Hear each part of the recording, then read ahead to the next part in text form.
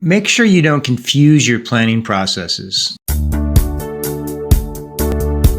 There's two distinct processes that we need to make sure that we're managing from a leadership standpoint. There's a strategic planning, which is more of a CEO-driven decision-making framework versus an FP&A process. An FP&A process is typically CFO-driven, and it's more about performance management framework, which allows you to be able to track performance on a month-to-month basis, week-to-week basis, but over time, right?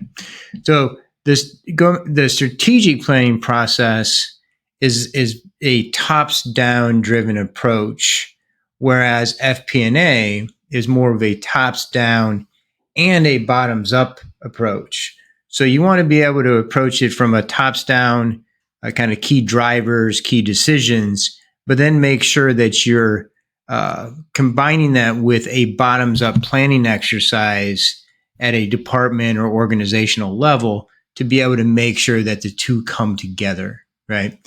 The other thing on strategic planning, it's a cross-functional consensus and collaboration process. And it's the cross-functional and the concurrence consensus, which is critical with the process. Financial process, it's more siloed. There's cross-functional drivers that are shared across the organization, but there's very distinct organizations in charge with revenue, whether it's cost center, whether it's SG&A, sales cost. So it's very much a silo-driven with a roll-up based on cross-functional drivers versus consensus-driven on the strategic planning process.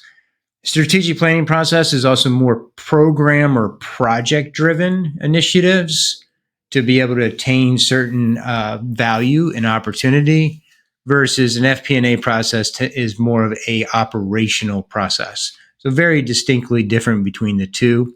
Strategic, you're talking of 1 to 3 year, maybe a 5-year time horizon versus an FP&A, you're focused on kind of month to month, quarter to quarter, year over year type performance as you look at the two. What we see is some organizations are combining these two perspectives together and getting them confused and getting them kind of intermingled versus keeping them separate as two distinct processes.